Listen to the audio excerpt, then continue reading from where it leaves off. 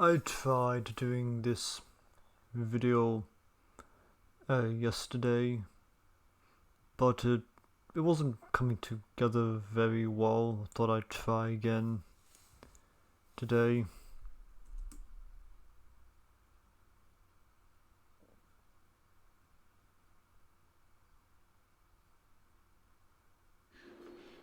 You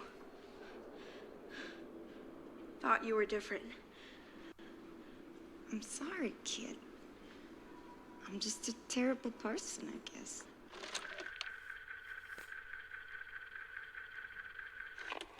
Birds of Prey and the Something Something Harley Quinn is Harley Quinn and the Fantabulous Emancipation of One Harley Quinn.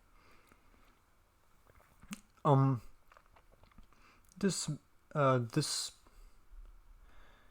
channel, Filmento, I was kind of I had some kind of a skepticism around it because I don't know, it kind of seems like the typical anti-SJW cringe that really the only video of this that I watched aside from this one was the was one about Terminator Dark Fate, and though I thought the movie was decent, they did make a pretty good.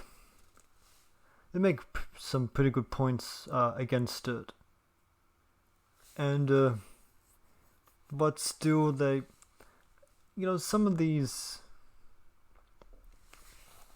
there are these thumbnails with unflattering pictures of Kristen Stewart. There's, they have a ton of videos on Joker, so it kind of, I'm skeptical about it. I don't want to like automatically dismiss it as like bad faith criticism, but this this video, okay, I didn't actually love Birds of Prey. I thought it was just kind of okay, and I don't totally disagree with this video that explains why it doesn't work, but I think a lot of its criticisms are kind of bad faith. Not entirely. I think it does make a few fair points against the movie. Still, I feel the need to kind of respond to it. So let's keep going. the first DC movie of the new decade, and consequently a chance for DC and Warners to once and for all prove that they have finally fully lifted themselves up from the brown-colored swamp they've been consistently drowning in for years. But since this is basically a spin-off of none other than Suicide Squad, I'm sure you can guess the result. Well, you have to be fair, it was better than Suicide Squad. Like, I'll say that. The general consensus is that it's a pretty good movie. I don't agree all that much, but I do think it's better than Suicide Squad.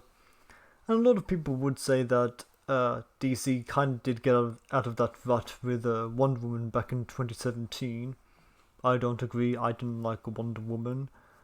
But some would say that it actually did get further out of the rut with Aquaman, which I did like, and also with Shazam, which was really, really good. But let's keep going.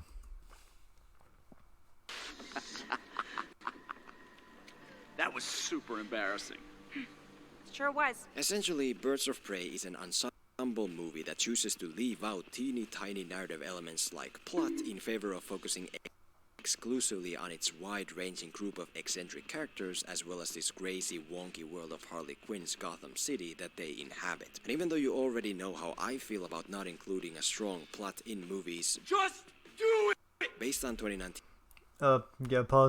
Dead Man's Chest was pretty shit. Joker, I am willing to go with it, assuming that they actually pull off the characters and the world in a magnificent way. And of course, they don't. At all. And I gotta be honest, it feels a bit weird to say that, since the one thing this movie does handle... I kind of feel like this video is going to be kind of laggy, but I'm doing the best I can. ...exceptionally well is the way it chooses its main sources of inspiration, which here are Captain Jack Sparrow and Deadpool. And listen, if you wanna... Deadpool, I can agree with. Jack Sparrow, not so much. Comment that, oh look, Filmento's just making cool titles again, fair enough, but that's not all it is. Because when I say Birds of Prey takes inspiration from Captain Jack and Deadpool, I'm actually understating it. Because in reality, this movie is basically a straight rip-off of them, and it doesn't even try to hide it. Parlay? Okay, the parlay thing, that's actually rooted in history. Pirates might have popularized parlay, but it didn't create parlay. Maybe I should watch the first movie again. It's been a while, and Johnny Depp was really good in it. Nominated for an Oscar. Hold up. I'm telling this all wrong. Let's rewind. For you to understand Why I took a cat nap on 1,200 gallons of high-test fuel, I need to take you back. Are you dummies still sitting there? Fine. Since you stuck it out this long, I'll tell you a super-duper secret. The personality... Okay, that clip of Deadpool at the end, that was taken from... That was based on the end scene from Ferris Bueller's Day Off. Even... Like, Ryan Reynolds even acknowledged that when he reprised his role of Deadpool in Screen Junkies on his trailer of Deadpool. Screen Junkies hasn't been good for years. On his trailers hasn't been good for years. The personality of Harley Quinn is a straight copy-paste of Jack Sparrow, whereas this wonky world and the narrative used to showcase it is a straight copy-paste of Deadpool. And this... Dead Harleys tell no tales. Based on her core personality and traits, the best way to describe Harley Quinn in this movie is that she's basically a female Gotham City equivalent of Captain Jack Sparrow. In that I disagree. She's this very erratic, seemingly insignificant fool who maneuvers through the obstacles of the world with ease, despite appearing to be content with just living in her own head. Your humble flat, or help you at the automat. Full Alien! Slugging braces! Okay! That scene is... That Jack Sparrow was in this... Jack Sparrow was in hell in this scene. Captain! Slugging braces! Like, Captain Jack is not content to be here. Like, the whole point of this scene was to demonstrate what Jack's vision of hell would be like, and being in the desert, away from the ocean. Step lively! With a will! The only problem is that when the filmmakers tried to copy Jack, they completely missed the point of what makes him such a great, entertaining character. In other words, they clearly only looked at him as he appears in Pirates 5. Yeah, bad idea. Pirates 5 was a really bad movie. And that was a movie that was released the same year as Transformers The Last Night. Another fifth movie.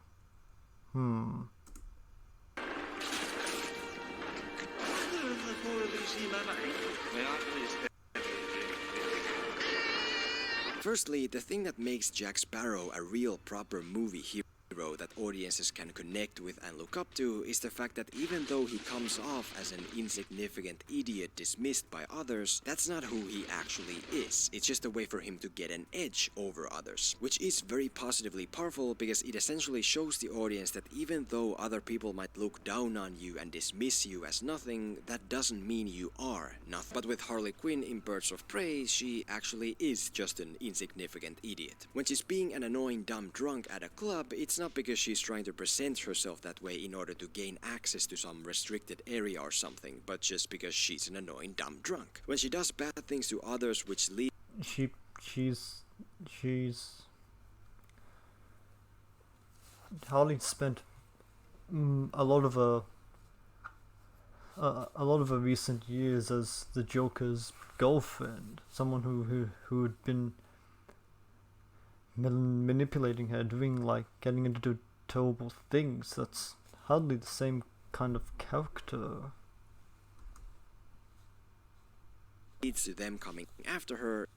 It's not because she planned for that to happen for some reason, but just because she does dumb things. When she blows, Yeah, that's kind of the whole point of the character. She did terrible things with the Joker, and now that he's let her go, like she has no protection. They can get her now. up Joker's HQ, it's not based on any hint of intelligence whatsoever, but instead only on the fact that she's a dum-dum who does dumb crap when she's drunk. And as we have very She was heartbroken. She was trying to get like a pit of revenge against like the man she'd given some of the best years of her life to. clearly seen, that's not the basis for a great character audiences want to connect with or support. And even if it was, is that really the kind of hero you want your teenage or even younger female audiences to look up to? No, that's the whole point. She's not a hero. She well, at least she doesn't start off as a hero. She starts off as a terrible person that's done terrible things and is facing the consequences of it.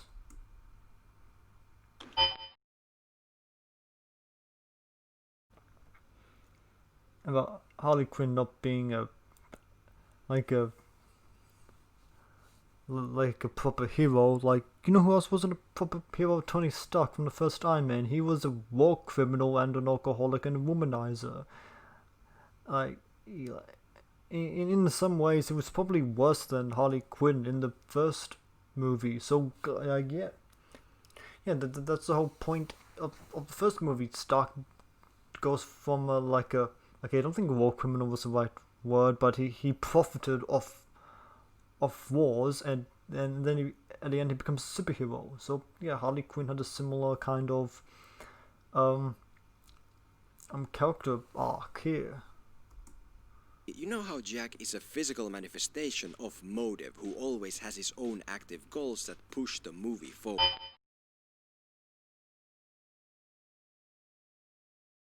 Well, that's not the case here, because Harley is one of those dreaded inactive, passive heroes. In the storytelling business, this dummy swallowing that diamond is called a complication. What Harley calls a complication here is not actually a complication, but instead a convenience. Because since Harley isn't pushing the movie forward with her actions, the movie has to push her forward with these random events. Like when the girl randomly shows up at the right place just at the right time to steal this important MacGuffin diamond that the bad guy needs. But even after that, when the movie finally seems to make Harley active, she still doesn't actually have any goals and motivations of her own, because she's lots of movies don't.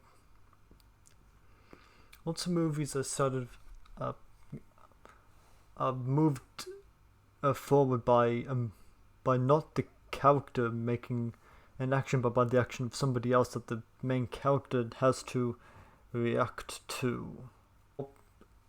I like the first Spider-Man. Like, yeah, Spider-Man does have his own character and like goals, but the main thrust of the movie is him trying to stop the Green Goblin from like doing crazy shit.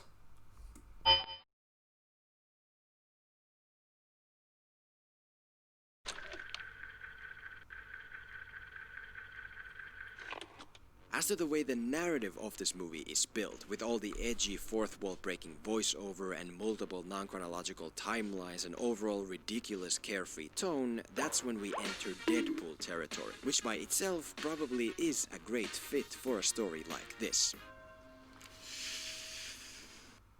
I cut his line. Okay, I think it's... Okay, that's a very superficial comparison you just made right there. Like, what Deadpool was inhaling was like smoke from his guns. What Harley was just inhaling then were drugs. There's just one teeny tiny problemo. Whereas Deadpool is a Deadpool movie told from the point of view of Deadpool, Birds of Prey is a Birds of Prey movie told from the point of view of Harley Quinn. The issue of which comes in form of the fact that it kinda ruins every other protagonist character who isn't Harley Quinn. Even when we actually do see enough about a character's own story to kinda get close to them, it still gets ruined by the tone that comes with viewing this world from Harley Quinn's point of view, like happens with Huntress. Out of all the non-Harley protagonists in this movie, Huntress gets closest to functioning properly. We see the tragic event that molded her into who she is. We experience it with her. We actually feel for her and wanna support her. But then, out of nowhere, because this is a narrative told through the eyes of Harley Quinn, the movie suddenly takes this tragic backstory and turns it into a Harley-like carefree joke. What the hell is up with this bow and arrow stick? It's not a f***ing bow and arrow, it's a crossbow. I'm not 12. I love this chick. She's got rage issues. I don't have rage issues! You know, So we have this really tragic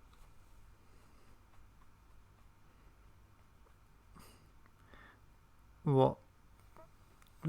Deadpool 2 did the same thing. They did like this boy who was abused. They like made a ton of jokes about him putting a pen in his butt. They did. They did things about like slapstick comedy, like that. Like, by your same logic, that was something that undermined the drama in Deadpool, but Deadpool 2 was still good.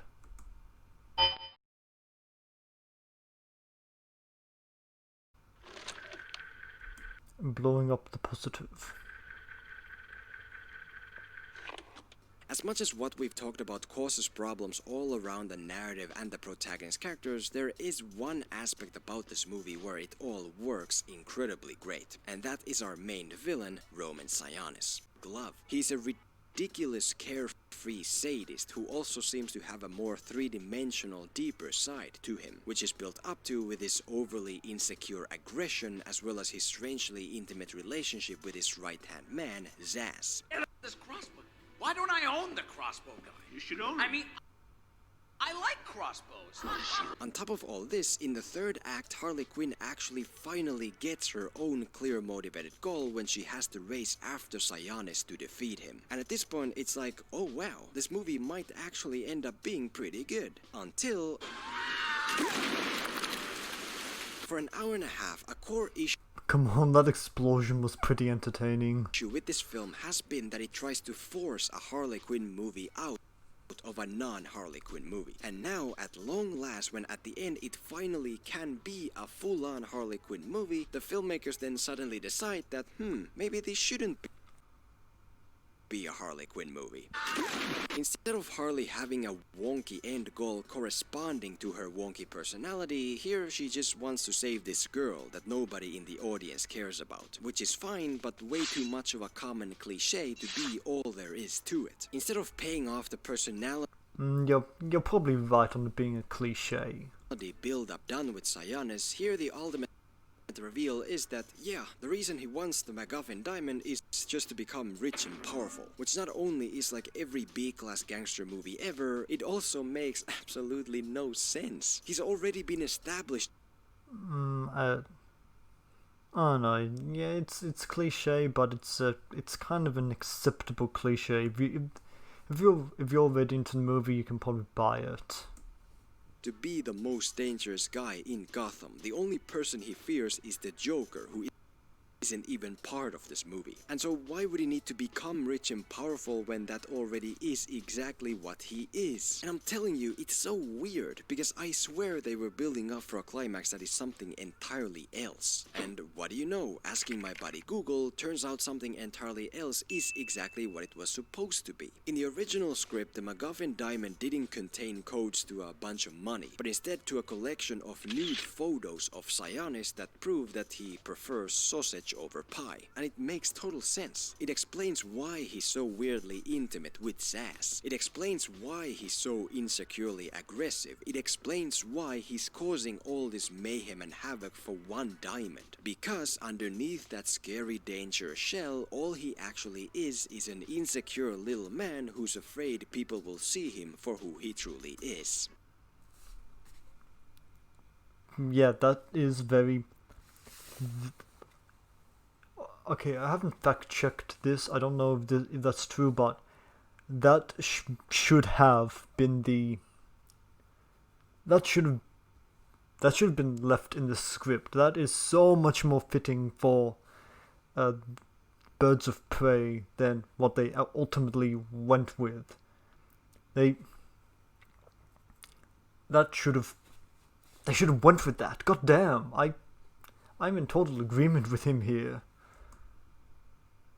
And that's freaking fantastic. Not only does it make this character three-dimensional, it also perfectly fits in this neon-colored, wonky Deadpool-like Harley Quinn version of Gotham. Think about it. In the third act, Harley Quinn has to defeat Black Mask by getting her hands on a bunch of nude photos that expose him for liking guys. And obviously, the point wouldn't be to convey there's something wrong with that, but just to use it as an insecure flaw in the villain who refuses to grow over it. That's exact.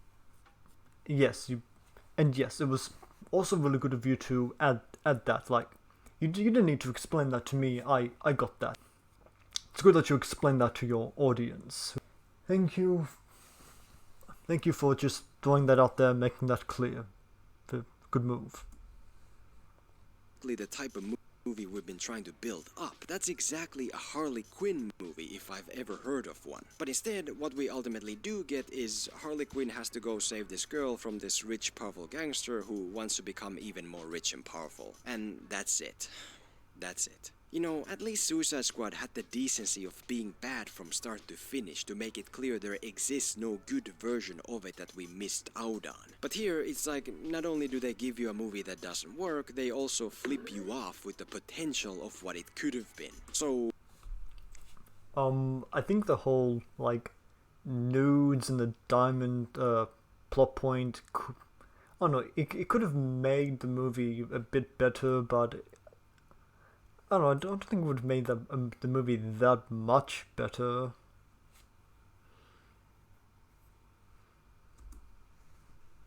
Sounds like good old DC. So, yeah, your video, I didn't disagree with it all that much, and I think I'm gonna cut this video down a bit because it... how much has been recorded? It doesn't say. I don't know how to. And I'm guessing I've got at least half an hour of this up, so I'm gonna. And it's probably gonna be half that length when I through with editing. But overall, I didn't disagree with you that much. Only a few things.